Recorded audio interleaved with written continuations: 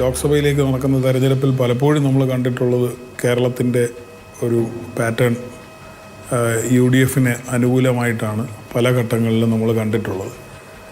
ആ ഒരു സാഹചര്യം അതിൽ നിന്ന് വിഭിന്നമല്ല എന്ന് മാത്രമല്ല, അതിപ്പോൾ കുറച്ചും കൂടി UDFന് അനുകൂലമായിട്ടാണ് ദേശീയ സാഹചര്യം എന്നാണ് ഞാൻ വിചാരിക്കുന്നത്. BJP അധികാരത്തിൽ വരരുത് എന്ന് ആഗ്രഹിക്കുന്ന കേരളത്തിലെ 80% വരുന്ന വോട്ടർമാർ UDFന് അനുകൂലമായി ചിന്തിച്ചാൽ അത്ഭുതപ്പെടേണ്ടതില്ല എന്നാണ് ഞാൻ വിചാരിക്കുന്നത്.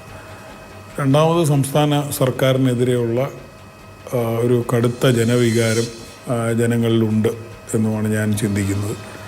അത് രണ്ടും കൂടിയാകുമ്പോൾ തീർച്ചയായിട്ടും UDFന് വളരെ മെച്ചപ്പെട്ട ഒരു റിസൾട്ടാവും കേരളത്തിൽ നിന്ന് ലഭിക്കുക എന്നാണ് ഞാൻ കരുതുന്നത്.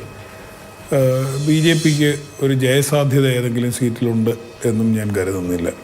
ത്രികോണ മത്സരങ്ങൾ 1-2 മണ്ഡലങ്ങളിൽ നടക്കുന്നുണ്ടെങ്കിലും ഒരു ജയസാധ്യതയുണ്ടെന്ന് ഞാൻ കരുതുന്നുമില്ല.